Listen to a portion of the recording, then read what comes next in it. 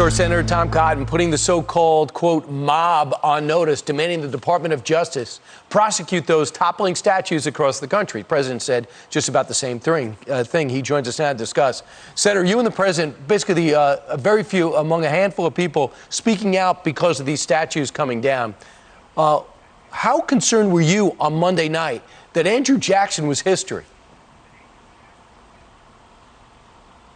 Brian, I was very concerned when I saw the mobs having broken through the fencing around the Jackson statue in Lafayette Park and strapping up chains to it, trying to pull it down. I was very worried about where the police were. Now, fortunately, the police got there in time to stop it, but it had already been defaced on its pedestal.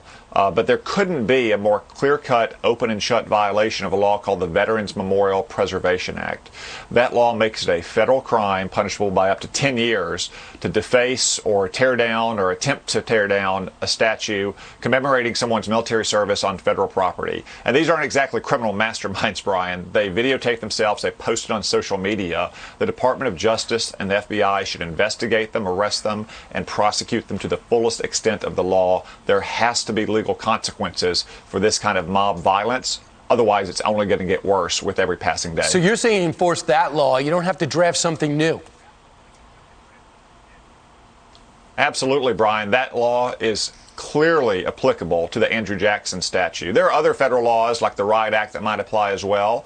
What really needs to happen is local authorities, which typically have the main responsibility for protecting property, both public and private, need to prosecute these criminals under their laws. But if they refuse to do so, as they seem to be doing in so many places like San Francisco, where the mob toppled a statue of U.S. Grant, then the Department of Justice needs to take every possible legal action to prevent it from happening again. So Governor Cuomo doesn't really agree with you. He finds this whole thing refreshing. He's the governor of New York. Let's sit back and listen. I think it's a healthy expression of people saying, let's get some priorities here and let's remember the sin and mistake that this nation made, and let's not celebrate it. Right. The sin of Abraham Lincoln. He has a lot to apologize for.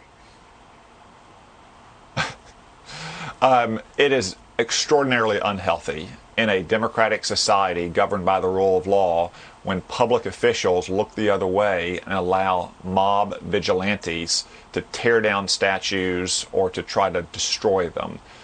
If cities and states want to have those debates, if they want to act in accordance with the rule of law, that's one thing, Brian.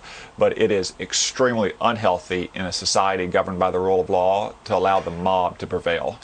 Senator, is there a big picture, and I got to run, but is there a big picture to this? Is it just about a statue? Is it just about Lincoln? Is it just about Grant? Is it just about Jefferson? What's the goal here? If you give the mob an inch, Brian, it'll take a mile. But the underlying animating idea is that these mob vigilantes hate America. Whenever you're tearing down statues of Washington and Grant, it's not about the Civil War. It's because you hate America. It's that simple. Right. It's a shame because it always has been the fact it's been a unifying thing. The other thing is, why is it you and Senator Mike Lee? Where are the Democrats? I mean, are anyone upset that the graffiti and the defilement of government property, of people's of foundation dedications? It blows me away. I don't see that you're basically alone on this, along with the president. Thanks so much for joining us. Appreciate it. All right, coming up straight ahead, we change gears.